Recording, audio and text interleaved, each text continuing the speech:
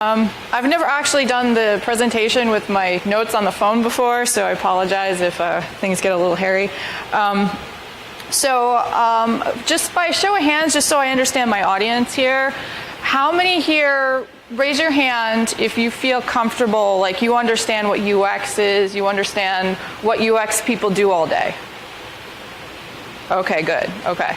And then I want to know, how many of you have a concern about privacy online? Okay, good. And then how many of you would like more designers in your open source project or a project that you're following and you're not really sure how to get more designers? Okay, cool. All right, so you're going to probably like this talk. It'll hopefully be interesting and useful for you. So my name is Maureen Duffy. I've been around open source as a user since I was in high school, which I'll vaguely say was around the year 2000. And I started contributing as a college student, so it's been a while. And I have come to open source from the perspective of design, which is maybe, hopefully, like these days is increasing, but traditionally maybe wasn't how people approached open source. And I work in the products and technologies group at Red Hat as a designer. So I just want to tell you a little bit about what I do. Okay, so one of the things that might be a little bit embarrassing about being a designer who works in open source is something that people will say is, you know, open source, it's bad UX. Why? You're doing a bad job. This is sort of like the elephant in the room anytime we talk about UX and open source. Hold on, this isn't in sync here. Yeah, so I don't want this to be a gloom and doom talk and talk about how bad UX is in open source or anything like that. There's a lot of positive, actionable things that anybody could do to improve the UX of open source. There's things that are happening right now, so I don't want you leaving here depressed. I also will be talking about why I think fundamentally open source has a bigger potential for a good user experience than proprietary software, just by the nature of open source software. So we'll go into that. So let's step back a little bit. Why is it so important that open source not have a bad UX?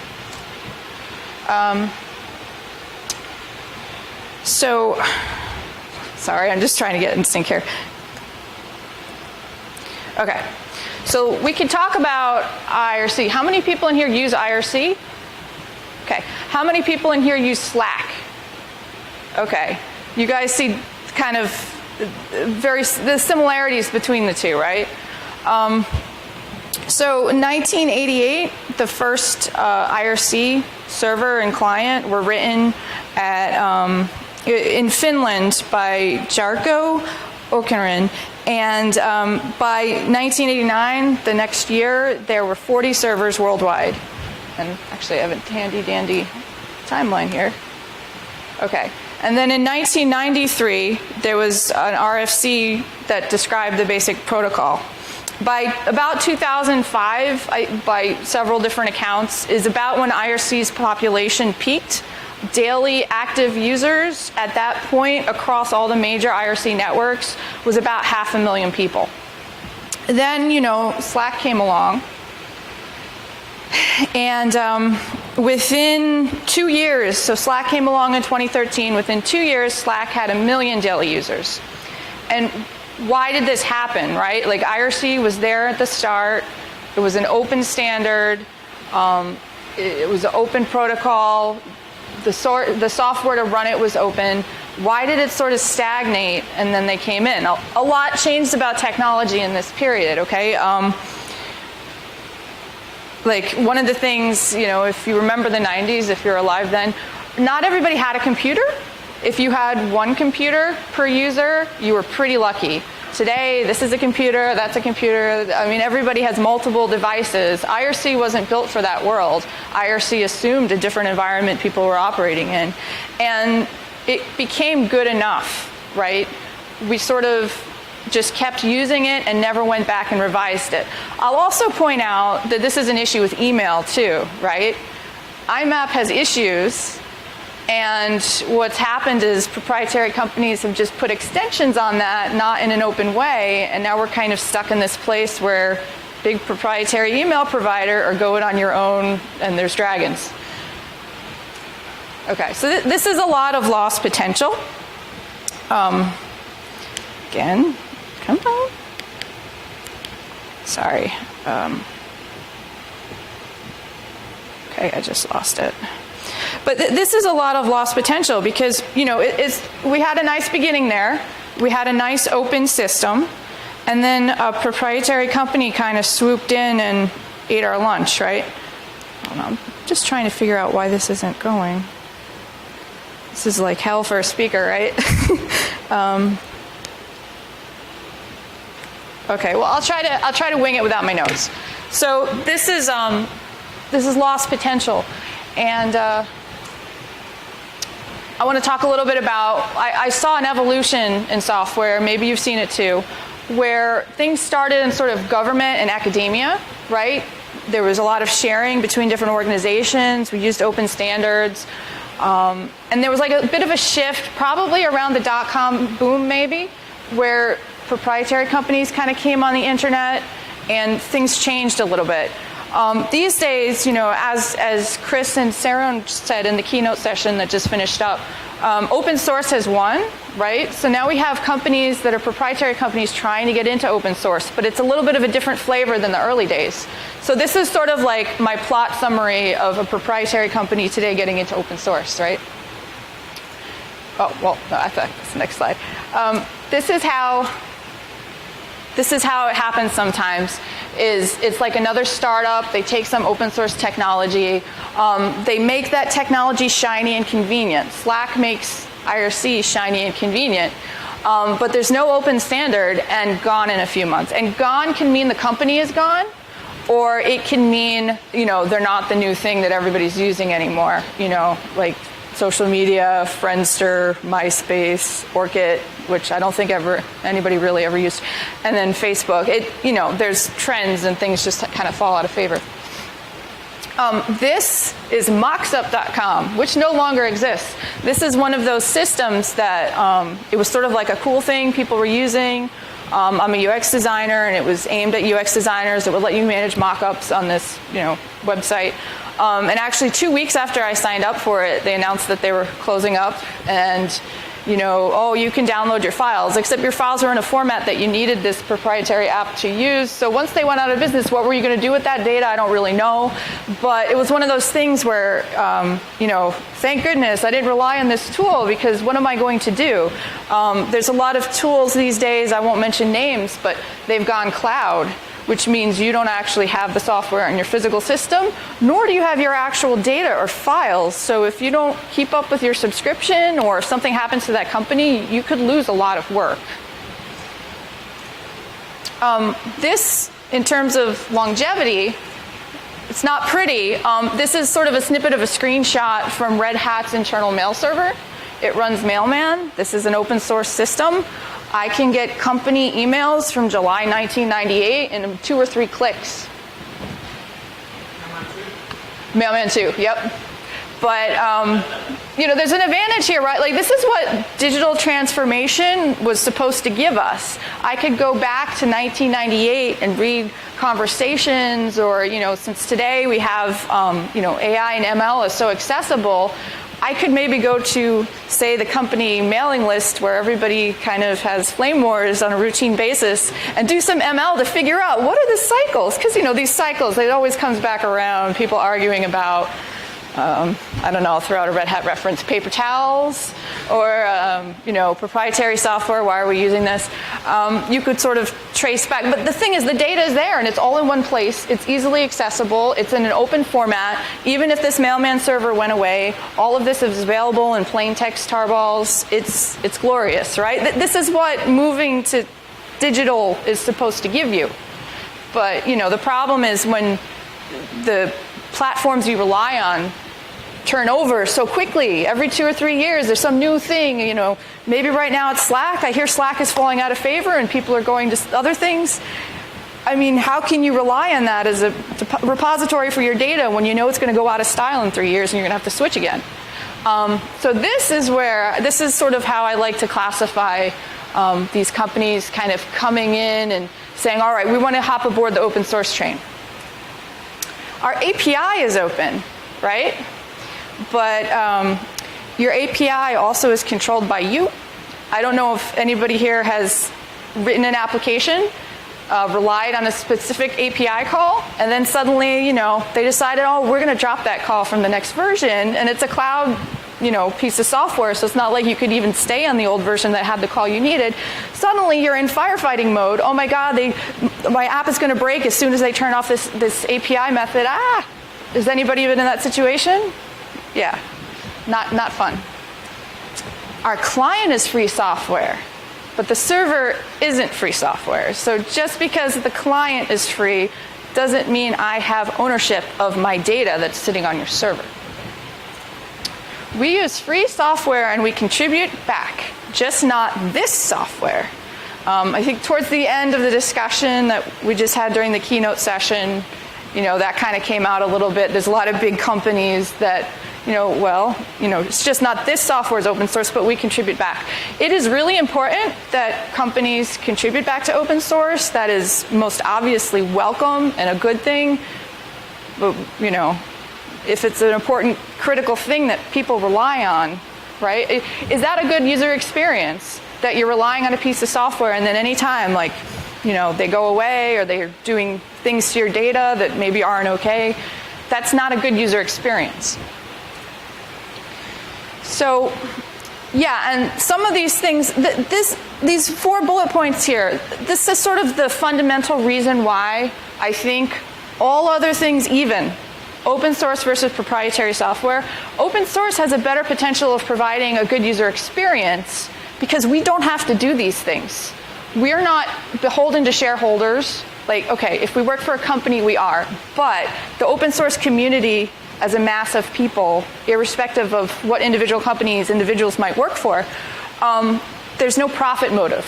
Like Chris said in the session before this, there's no deadline, a requirement of delivering something by a specific date. That's not something that the open source community necessarily has in mind. So for these proprietary companies developing this software, they can hold your data, they can control your data, they can hold it indefinitely. If they go away, your data can go away. There's no one to answer to you. They can do all sorts of things with your data, sell it to other people, harvest it for information, use it to sell advertisements to you. And that goes into the surveilling users, right? They can monitor and analyze your activity. They can look at, what time of day do you typically log into my system? How long does your session last? And they can, based on just that information, make some pretty big, revelations about your behavior as a human being in the world, which maybe is not okay for them to do. Stealing users' time and attention and selling it for profit. What are the things that you spend the most time looking at? What are the things you click on? All right, I'm going to turn that into an ad and sell stuff to you. The other thing, and I'll talk about this a little bit later, but there's this thing called dark patterns in user experience. I don't frequently and pretty much never see UX design in open source using dark patterns to make users do things like, how can I design the software so it's addictive? So I can keep your eyes on it, so you spend more time on it, so you click on things intentionally in it. Those don't really, I'm not going to say they don't exist at all in open source, but they're not common in open source. Whereas in proprietary software, I could rattle off a list of 12 things right now, and I'm sure you could too. It's software that's addictive, that tries to keep your eyes glued to it, that tries to make you click on certain things, to go certain places that isn't in your best interest as a user. And then could go out of business or get bought anytime. I think I belabored that point already. Okay, so let's talk about purpose, right? So this is what makes open source and proprietary software just different fundamentally, and it's not necessarily bad, right? It's not bad to want to make money. You need to be sustainable, right? You can't just rely on people having the privilege of having time and resources to work on open source software for free. So that's, that aside, there's sort of different drives behind these two different types of developing software. And open source I see is more like the academic model. I don't know if anybody else has kind of thought about it in that way, but it's more you're building on each other's work, you're sharing in the open, and it's for the greater good. You're developing software to help people.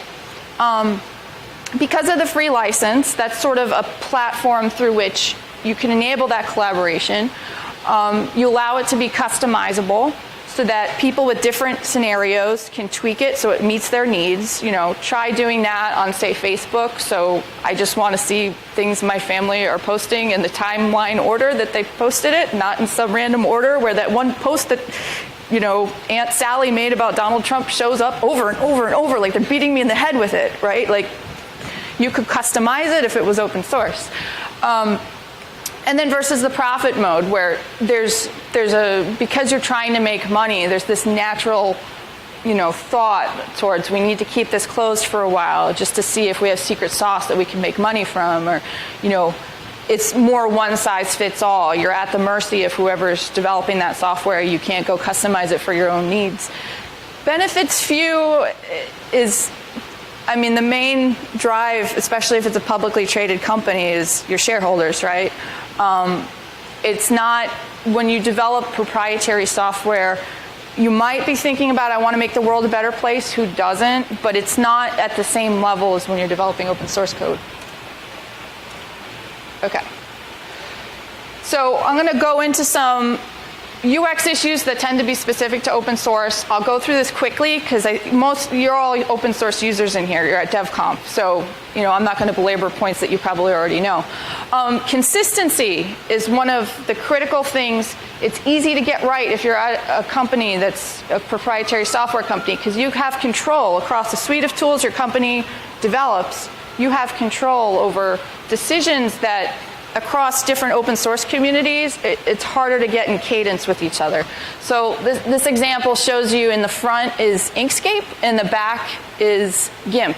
These two tools are sort of amazingly in sync in that they at least both use the same toolkit, which, you know, not all the creative tools in open source actually do. But just simple things like the main selector tool that you use to click on things on Canvas. The icons are different, they're in different colors, they're in different positions. This is an easy fix. This is not difficult to do. The difficulty in this is getting people on track, getting them to agree, well, what should that icon be? Well, where should it be? What should it actually do? What should the keyboard shortcut be? We don't tend to do that final level of fit and finish in open source tools. Integration, and this is sort of part of the same conversation thread here. When you have different tools that work together as a part of a larger workflow, proprietary companies tend to get that better. They tend to do that well. Whereas open source tools, I mean, again, they're not always talking at a level where that's really possible. 3D printing is something in open source that you could kind of see where this has evolved. In the early days, there were different tools that did very specific functions that you had to sort of link together. Now there's tools that exist and are being worked on that make it one consistent workflow, but traditionally it was kind of hairy. Okay. UX debt. This is sort of an email on a mailing list in the Fedora community that people refer to a lot, but this is sort of, the chain of logic from Linux is about choice, to ship everything and let the user choose how they want their sound to not work. It starts with fallacy and ends with disaster. The job of a UX designer, the job of designing UX for software is making those choices for the user. It's kind of like if you've ever faced, say, moving, or maybe a relative is downsizing and they have all this clutter and they kind of just, hey, do you want a bicycle? Or hey, do you want another twin-size bed? Or hey, here's like a whole pile of comforters that you want. You're cluttering their interface. Like, the hard thing to do is to figure out, well, should I really throw out these perfectly good comforters? I'm never going to use them, but I feel bad throwing them out. Like, that's a hard decision, right? Like, my house is pretty cluttered. I don't know if any of you guys here have a cluttered house and have trouble making this decision, but it's hard. So is it really nice for the developer to pass that kind of hard decision making onto the user? Because at least if the developer is making that decision, it's made once, clean, nice, right? But when you're passing it on to your users, you're kind of multiplying the ickiness of having to make that decision by the number of users you have. That's not good, right? It's not right. You really need to make those hard decisions so the user isn't faced with them. Because every little decision like that, you know what I mean? Like, I just want to walk into my children's toy room and not trip over stuff, right? But now, since there's stuff everywhere, I have to make the decision, okay, well, which toy should I throw out and which toy should I put away, whatever. If somebody had, say, put those toys away for me, I could just walk in the room and do what I meant to do, which is open the window or grab something from the shelf. When you make all these decisions, when you avoid making all these decisions, you're forcing your users out of their workflow. You're distracting them from the tasks they're trying to do, and instead you're sort of putting these distractions in their way that they have to deal with. So don't do that. Okay, and then itches. A lot of open source software, I think, starts with an itch to scratch, where it's someone, they're coding it mainly for themselves, right? Like, they have their own need, they understand their use case, and the software perfectly suits their needs. Where this is different than proprietary software is because proprietary software is focused on, like, we want to make money, so we need people to buy it, so we need to meet a lot of people's needs. Open source has that different, I'm just doing it for myself. So that's where open source tends to maybe traditionally not have a good UX as well, is it was a very focused singular use case, and the person developing it wasn't really thinking about how can other people make use of this? What might they try to be doing? It's not really made for other people all the time. Okay, so what is UX? I'll go through this. I'll try to go through this pretty quickly because it seems like you guys are pretty UX savvy in here. So what UX is not, I think, is more important to talk about than what is UX. It's not just a code to finish on the end, right? It's not, I just built a house, everything's all done, I just need to hire the painters to just paint different colors in the rooms and the outside and make it look pretty. That is not what it is. It's not just on the surface. It's not just the walls. It's the systems of the house. It's the plumbing, although I'm mixing metaphors here because that's a plant, but you get what I'm saying. It's the plumbing, it's the electricity, it's the layout. How do one room flow into the other? How does that work? It's also a system, right? How does this house sit on the plot of land? How does it interface with the houses around it? You're building a contemporary style square house in a neighborhood of Victorians, that looks a little bit different than a house that is built to look like the houses around it. Or even, a lot of famous architects think about, well, how does the house relate to nature? Is it facing the rising sun or is it facing the setting sun? How is it perspective to different, With software, when you're thinking about it being systemic, you're thinking about, well, I have this IRC system, right? Bringing that back. Well, I have people with mobile phones, so when they're on their phone away from work, how are they going to access IRC messages from back at the office? That's part of the system. People have mobile computers in their pocket. That's part of the system. Or how does it interact with other systems? Say I have a friend who's on Matrix. Can I connect to them, or am I completely barricaded from them? How compatible is this with other systems? Do the file formats, are they able to be opened in other pieces of software that a person might want to use? So UX is not something you can just paint on at the end and make things pretty. You have to be thinking about things from bottom to up. And I guess the best way to relate it to the house metaphor is, say, you buy a house, it's a great house, it works for you, and then you have children, and you have to carry car seats, and maybe that 3-story brownstone walk-up house where your kitchen is in the basement and the bedrooms are on the 3rd floor. Maybe that's not the best idea now, right? Like, the house wasn't designed for today's living. If you're disabled, if you have small children, it's not the right house. You can't just paint the house blue and then make it, oh, okay, well, now I can walk up and down the stairs fine. You have to completely redesign the house. Maybe 1-floor living is better for you, or maybe 2-floor living, or maybe having an elevator or a ramp. So these are things you have to think about. You can't just paint and fix it. Okay, So the other thing that's important to know, to think about, maybe food for thought with UX and open source, is with open source software now, there's a lot of libraries and components and tools that everyone has access to. Because we have so many years of open source now, open source 1, anybody can go out and download jQuery and use it.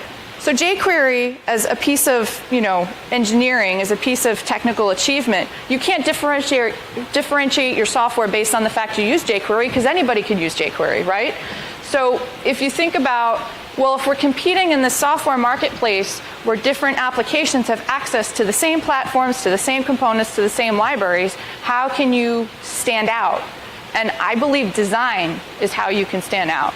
How you assemble those free components together to make a compelling use case, to make a compelling workflow for users, that's how you can make a difference. So I think design is what will bring open source to the next level. And this is sort of just a quick metaphor.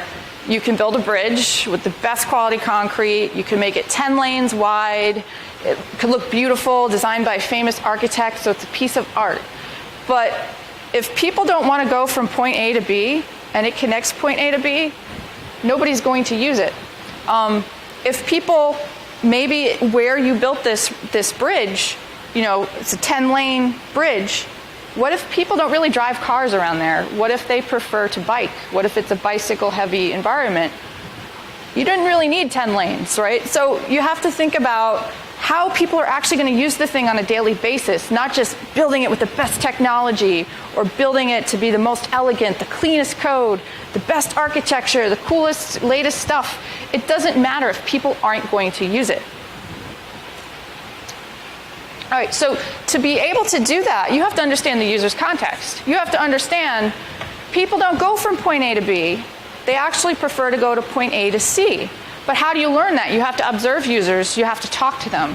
So one little story I have here is, I have cute animations I'm just going to go through. Users ask for things.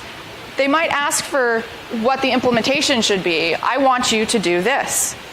But you have to always make them take a step back. Why do you want that? And the story that I like to tell for this is internally at Red Hat, people used to be able to get static IPs, which is useful if you're working on an operating system, because if you can reboot and get the same IP every time, then when you're working on something like, say, this installer system, you can always access that system even if it reboots, even if something goes wrong, you know where that system is. They took that away for most engineers at a certain point, and they put in a dynamic DNS system. And the IT department was still getting complaints, like, no, we want to have the same IP, it has to be the same IP, I need a static IP, and they didn't really understand it. But once they kind of got together and dug into it, they figured out, oh, you're developing the OS. Oh, you don't have access to the dynamic DNS client when the operating system isn't even installed yet, so you're not going to have that same host name, and there's a possibility that your IP could be changing. Oh, okay. And then they were able to change different aspects. I don't actually remember the exact solution they worked out for this team, but they were able to change different aspects like the IP lease period. They were able to change that. I think I don't know if they made exceptions for certain machines. But I mean, the thing is, users ask for things. It can be a point of contention in open source where people are filing these bugs and they're asking for these things and they're getting upset. Sometimes it can help to just step back and figure out why. And that's what UX people do. We figured out, well, what do they want to do? Why do they want to do it? And then we work together with the developers to figure out, well, let's solve that problem. So how do we do that? User research, figuring out what context is the user operating in. Design implementation, working with the developers and figuring out, well, what should this look like? How should it be architected? How should it work? And then validating, similar to, we do QA and code, we can do usability testing on designs and see, did the design actually solve the problems we're trying to do? Both the design process, the user research process and the actual design process look very similar. You start from a single question.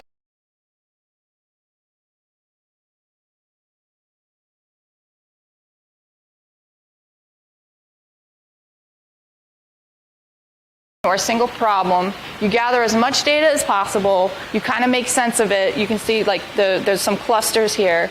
And then once you've made some sense of the data, you make a decision on what you're going to work on, and then you move forward. That's how the user research works. You might talk to 20 people. You might find patterns of usage within that group of 20, decide which block within those groups of people you want to address the problems of, and then you come up with a solution. Yes. So this is like just a real life example. This is a project I worked on with an intern a couple summers ago.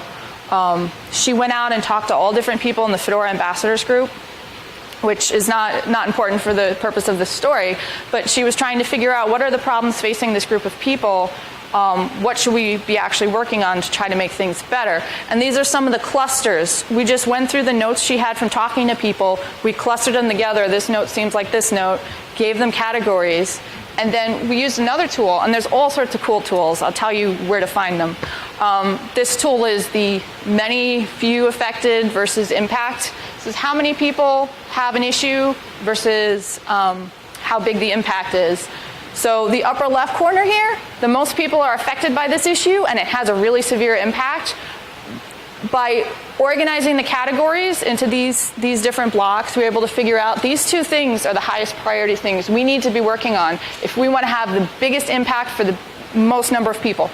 And we had decided budget was an issue for people, and we didn't want to focus on that for a lot of different reasons. So the things that we looked at was figuring out resource finding. That was the topic that we decided to focus on.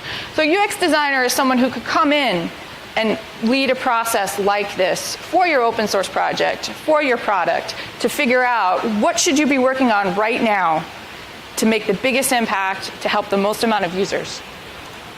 Okay, and the design process is similar. You start with something, you decide from that last exercise exactly what you want to work on.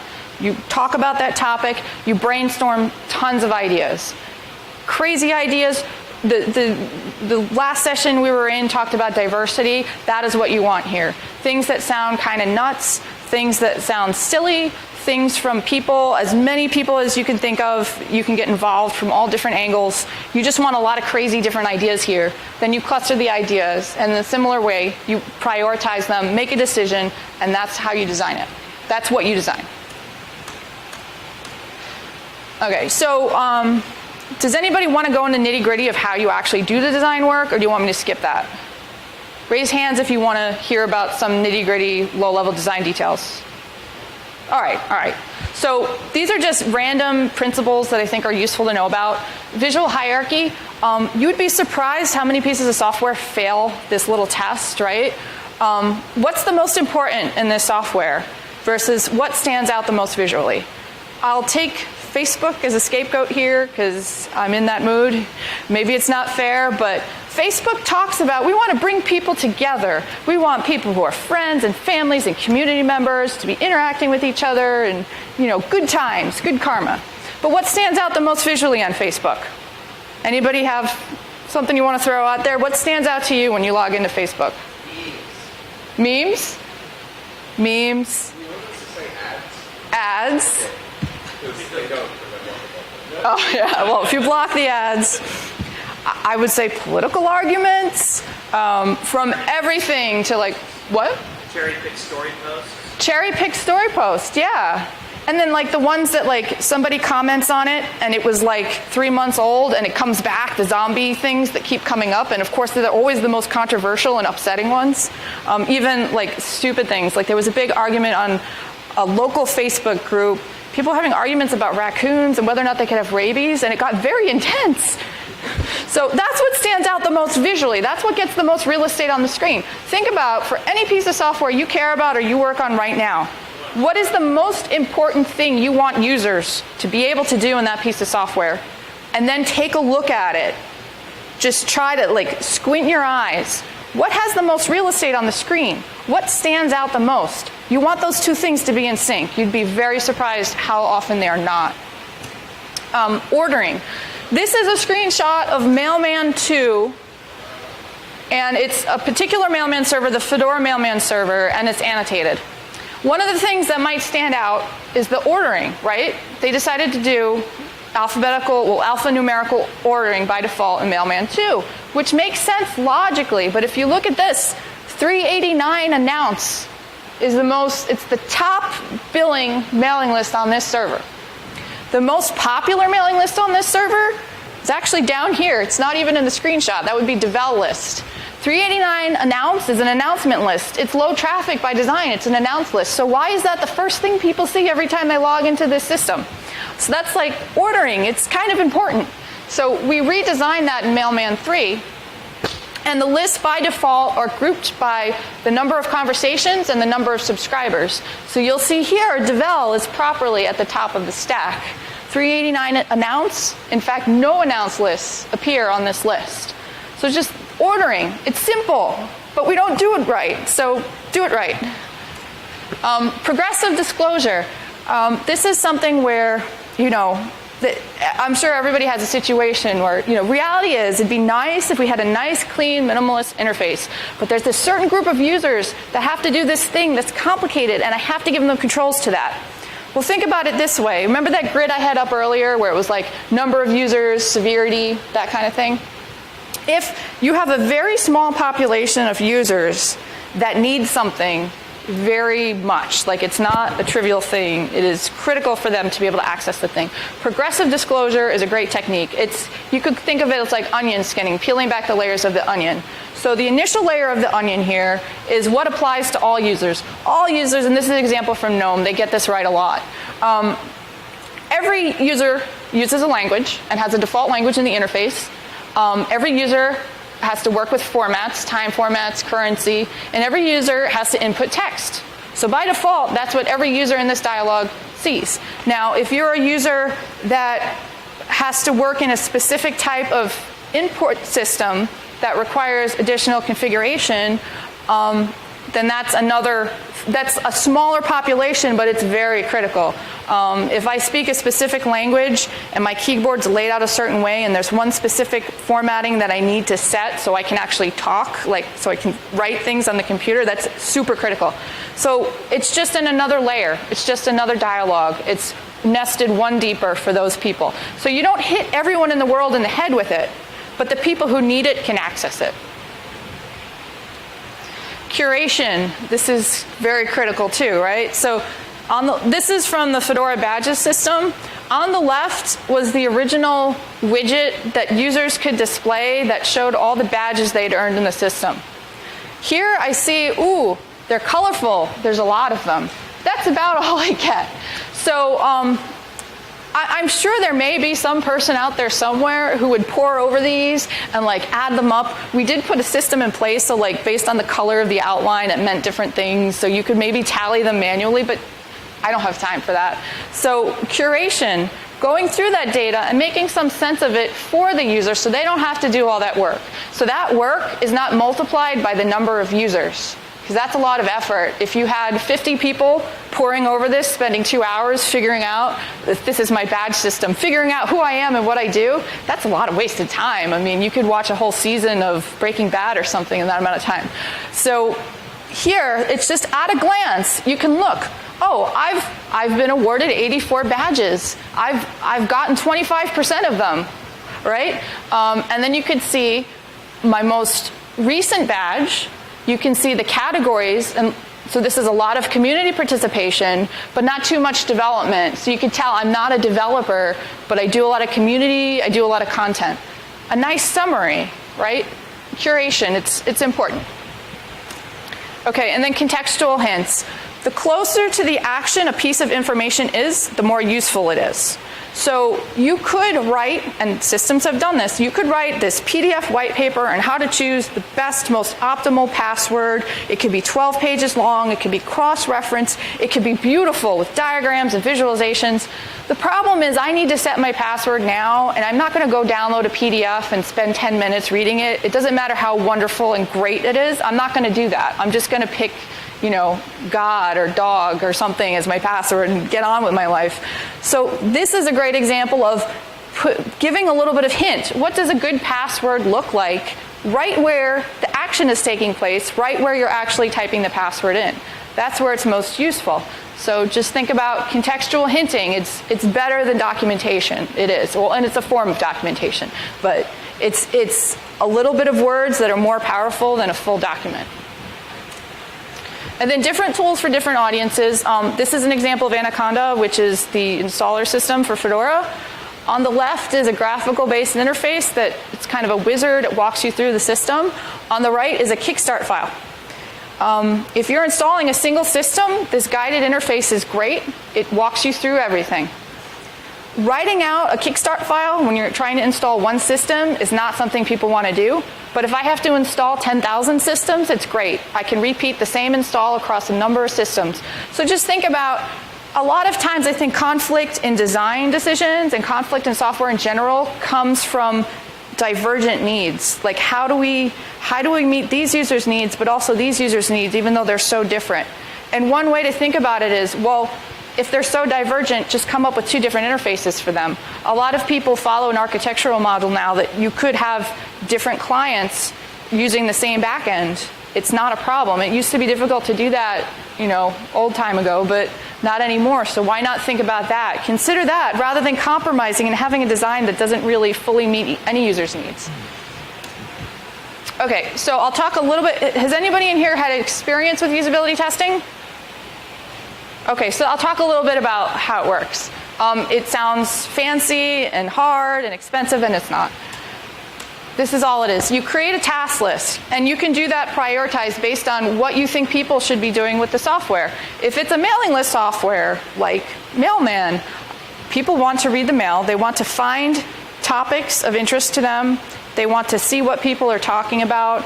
They want to be able to send messages. They want to be able to search and find information about topics they're interested in.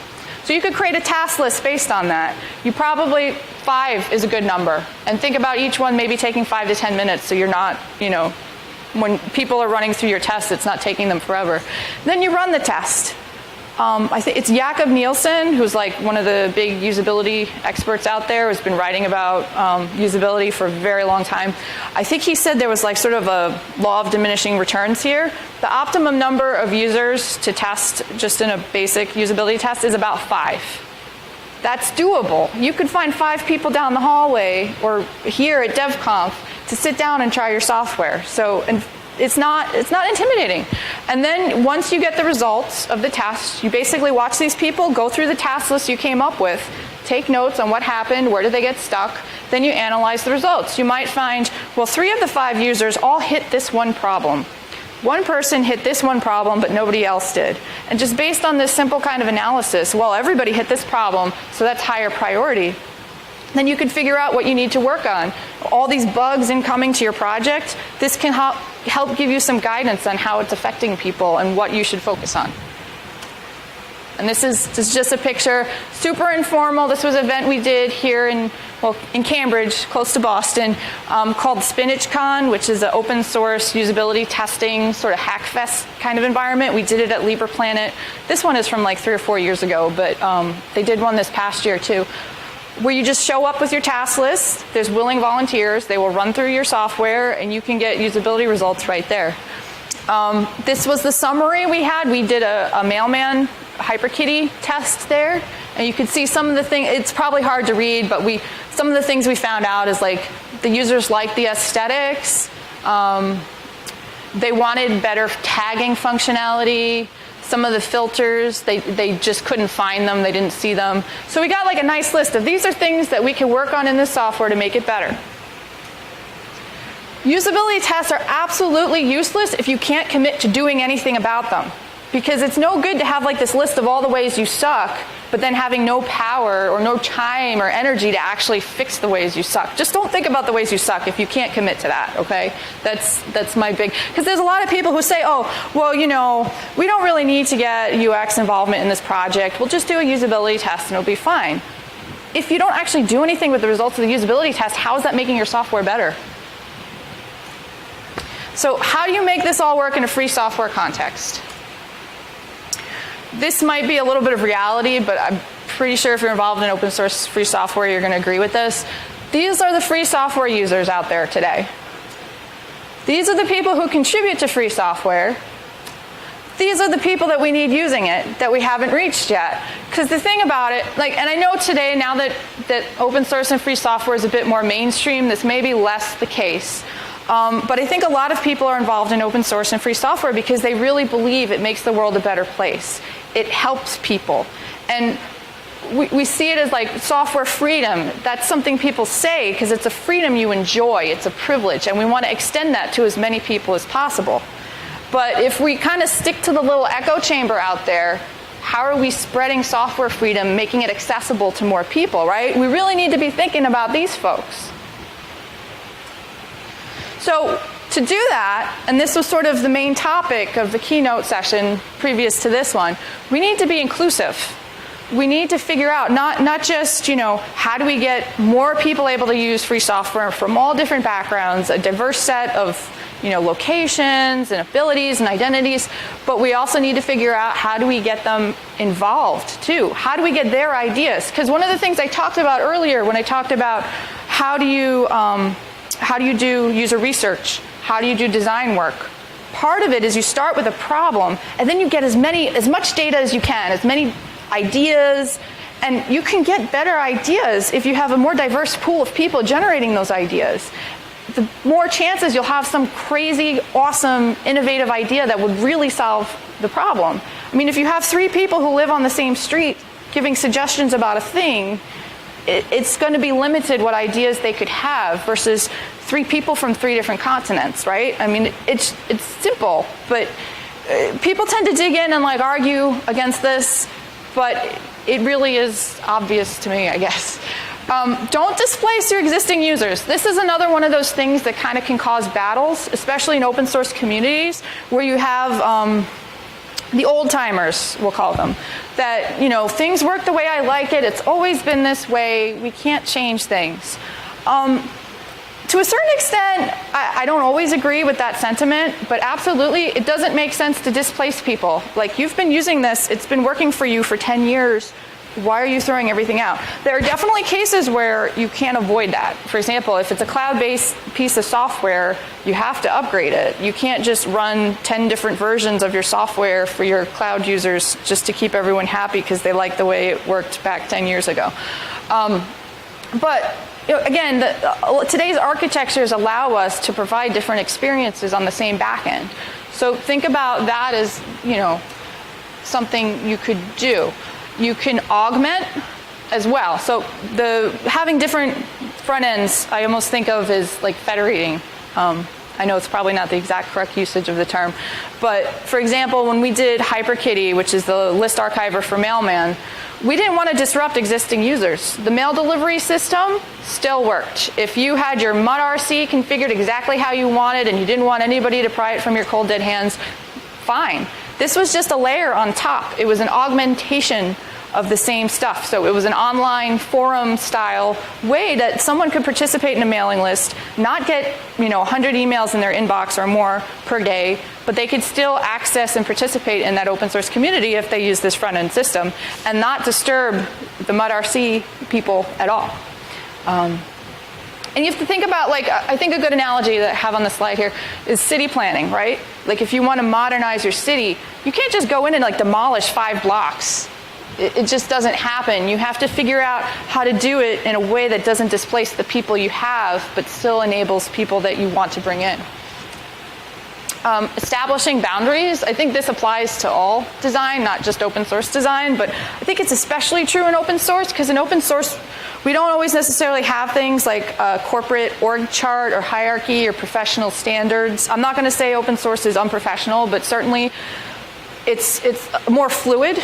You can't just rely on sort of norms, professional norms of a particular company to guide how people behave. So one of the ways that you can kind of set up a framework for productive interactions and conversation when you're talking about design in an open source context is sort of setting out at the start. Who's the decision maker? What's the thing we're talking about?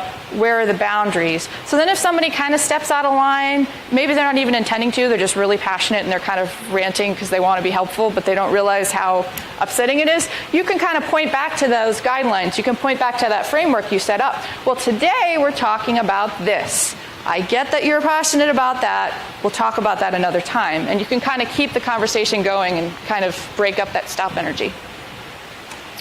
Oh, the open decision framework, which is something I will say is put out by my employer, Red Hat, is a really good methodology. And that came out of flame wars internally about different corporate decisions.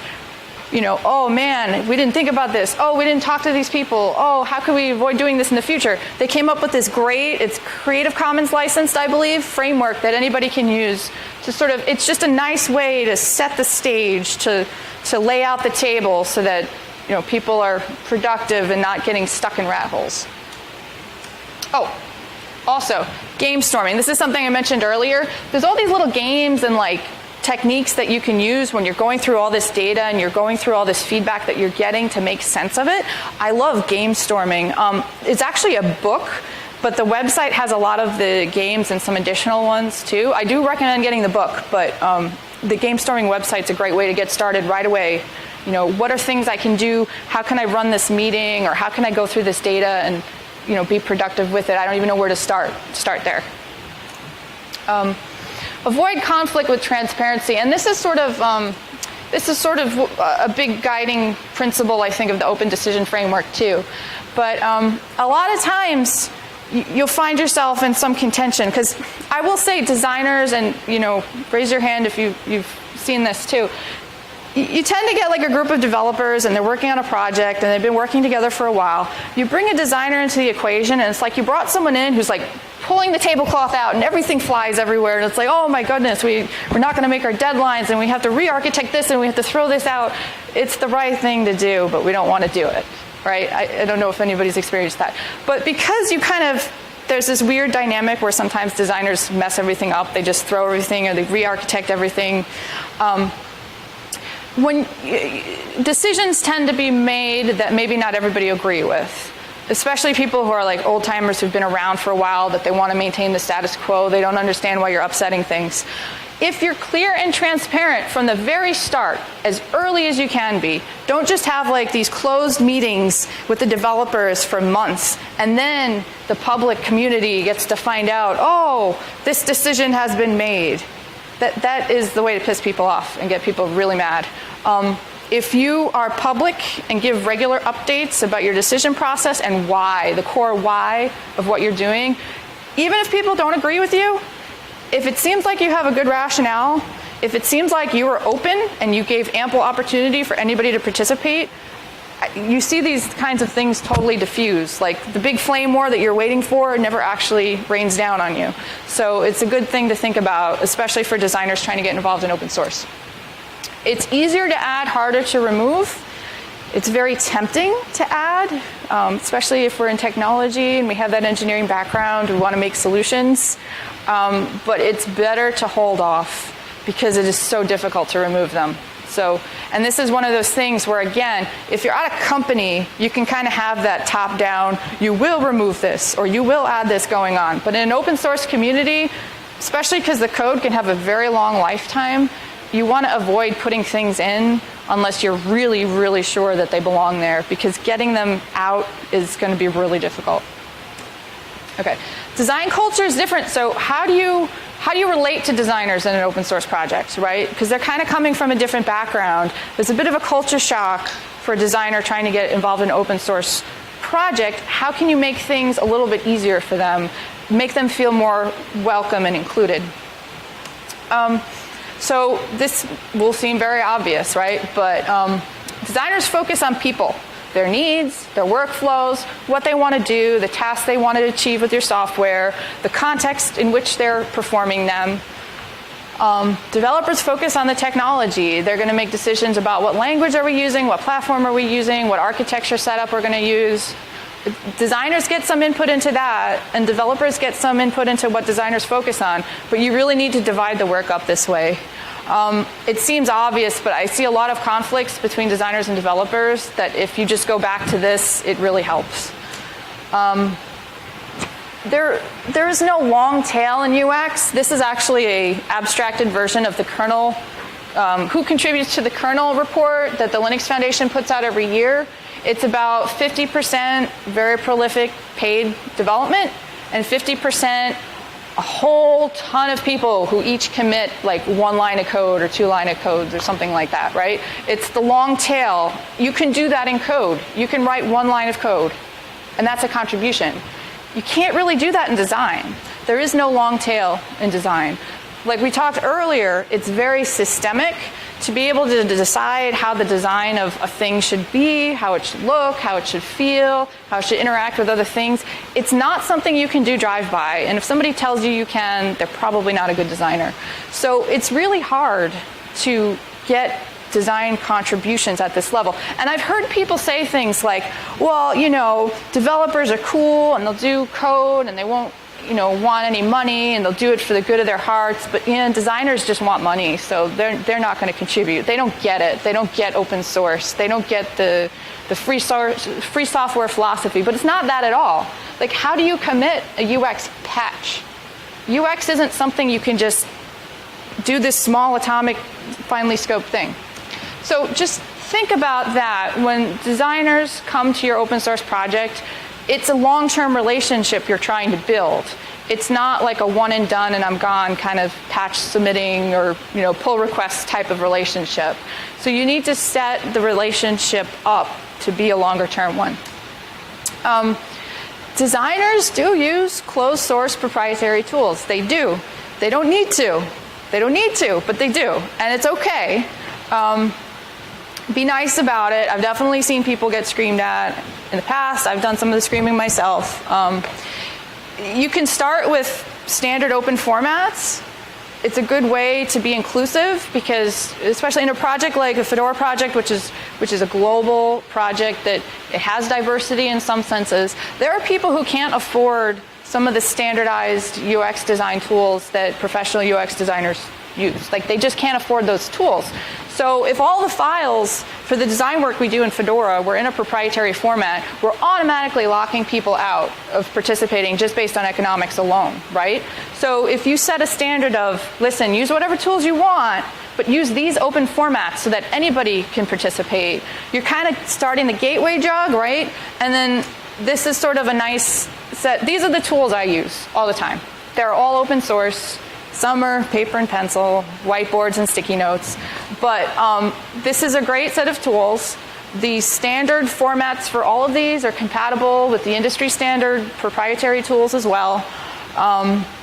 So you can kind of use the standards as a gateway drug and then try to get the designers in your project hooked on these.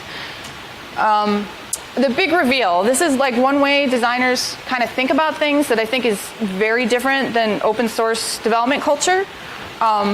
Designers tend to like things that are very curated and polished. And like, I've known designers who've like been working on a thing for like 2 months and nobody knows about it, nobody's seen it, and they won't release it to the world until it's just perfect. They feel like it's going to hurt their reputation to release a work in progress that's not quite right. And one of the challenges of working with a designer in an open source project is making them comfortable being open with their things in progress. So helping them feel comfortable, just giving them sort of the okay, talking them through that can be a really useful way to help them be productive in open source.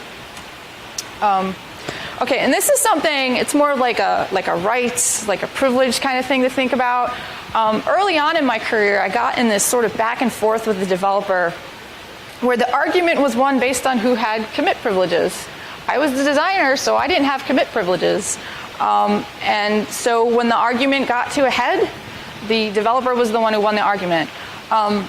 Designers don't have that final say that developers do in terms of being able to commit something. Some designers are able to commit code, some designers are coders. I'm not going to say that's not the case, but in terms of like having the authority, having the permission, they don't always have that.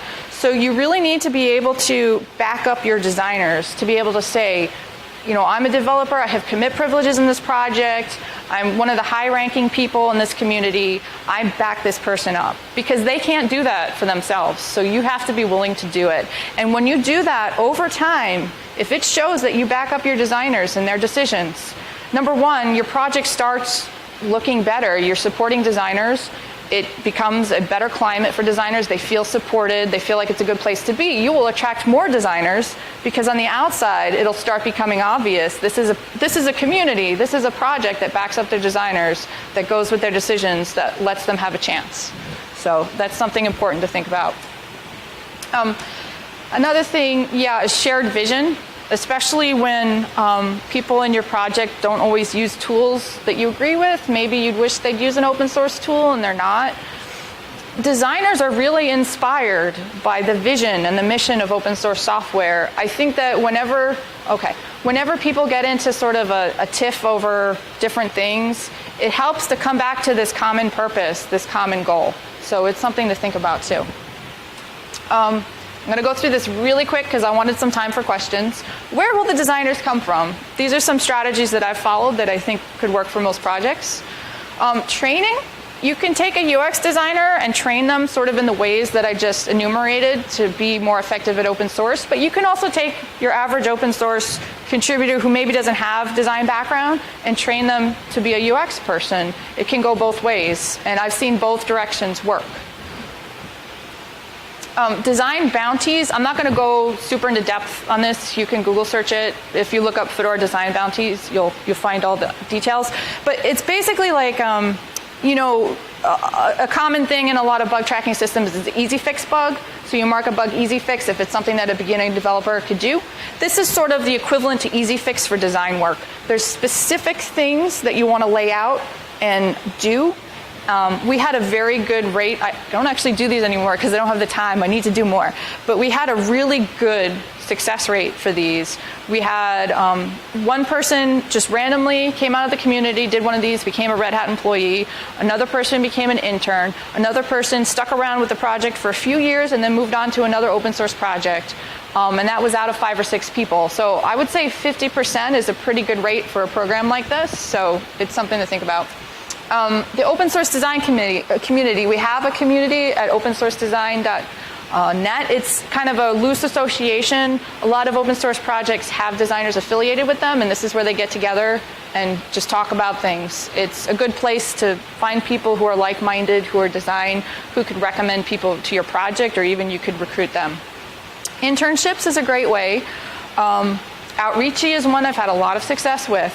Google Summer of Code does not accept UX design. You have to be a coder. Outreachy, UX design is okay. So it's a good program if you're looking to mentor a UX designer in your project. University partnerships, I've done a couple. I did one with Cornell University where you have like a class. It's a class in UX design or a class in information design. You can make a relationship with the professor teaching the class where a group in that project can pick your open source project as sort of the client for they're usually practical types of courses where they solve a problem for your open source project. I've done that pretty successfully, and I know other people have too. And then your company, I've gotten interns through my company program that I mentored in UX for open source projects. So these are ways you can get designers into open source. Okay, so greater good is a better motive than profit. Just all other things equal. Open source has a much better potential of a good user experience than proprietary software ever can. And let's solve problems without becoming a product themselves with open source. Does anybody have questions?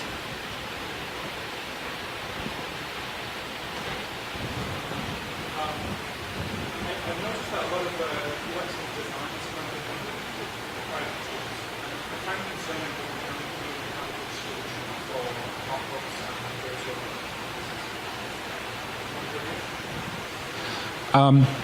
I've noticed that there's very few tools that do UX and mockups in the open source world, and a lot of open source UX and design people are using proprietary tools.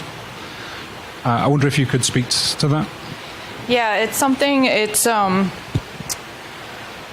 I know of a few projects. I've been involved in one that sort of tried to solve that and kind of petered out. It's hard because you have to figure out a way to make money but keep it open source. I mean, yeah, it's a problem that we don't have more UX-centered projects. I mean, I use Inkscape myself. I use the symbol libraries to have widgets. Honestly, for me, the main thing missing from that workflow is just the easy ability to annotate, like collaborative annotation of a mockup. I don't have that, so I have to manage that manually. And then being able to easily upload them somewhere. Like if I could press a button from Inkscape's interface, like export this PNG to whatever web server service, that would be ideal. I'm actually really out of touch with what people are using in the proprietary realm for UX design tools, so I don't really know. I've noticed that over time there's like different tools come and go, so I don't know that there really is a good answer generally, not just for open source, because I don't see people sticking with one tool for a long time. I don't know if you've seen the same. Yeah.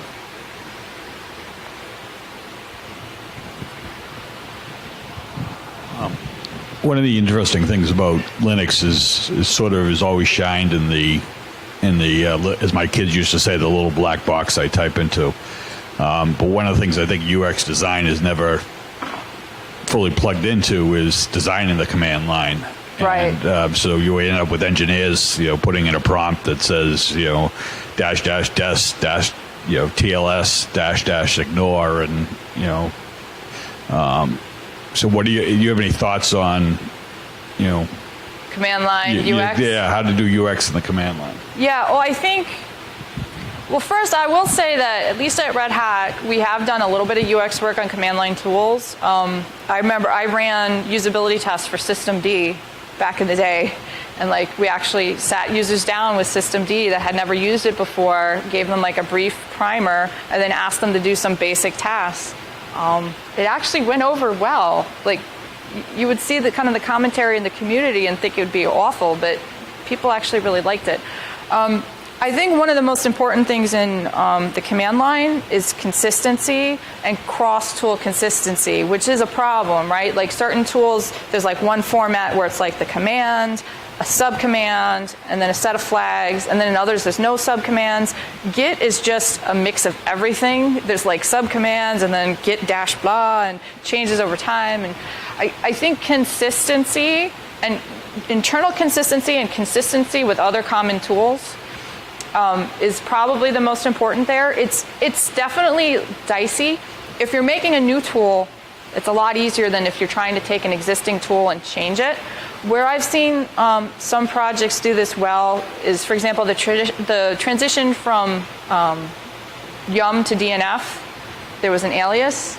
And even systemd is a good example because you can still, and I still do, and I need to stop, sbin service to start a service. It's linked so that it just calls. I think systemd does a really good job in that not only does it run the command you meant to run, but it instructs you on how to do it. That's one of those things where it's in context. Right when I want to know how to start Apache, it's telling me, this is exactly how you do that in systemd. Please try to do that next time. I should, but getting people when they're in the moment of doing the task you want them to learn is when to do it. So it's definitely a sticky wicket, but I've seen examples of where it was done well. I don't know if that doesn't really fully answer your question, but we can totally do usability tests of Cryo and Builda and other tools. I'm on board for that if you want to do that.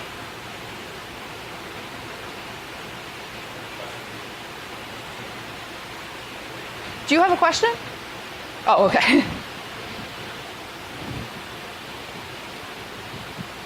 Hi, yeah, so I don't know if you wanted to talk at all about how, besides the fracturing of user environments, now we're running the same applications from smartphones and from desktop environments and from who knows what else.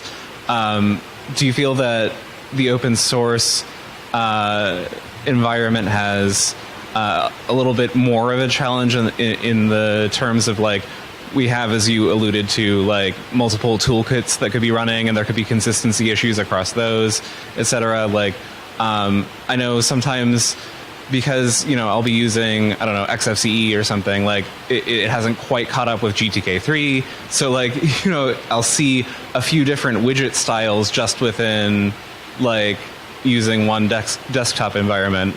Do you feel that's going to pose a challenge even still now going forward?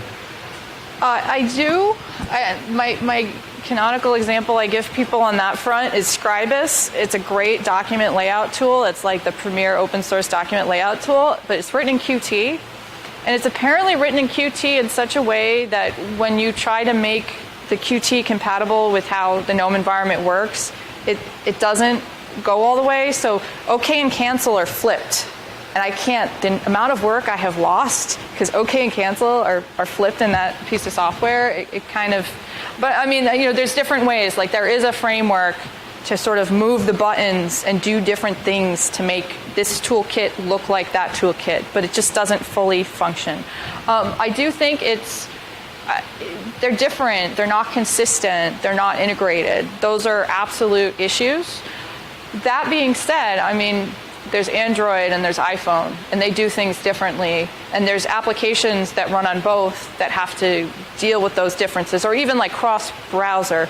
So I don't know that it's necessarily something that's, say, specific to desktops or is even specific to open source. I suspect, I've actually never used an iPhone.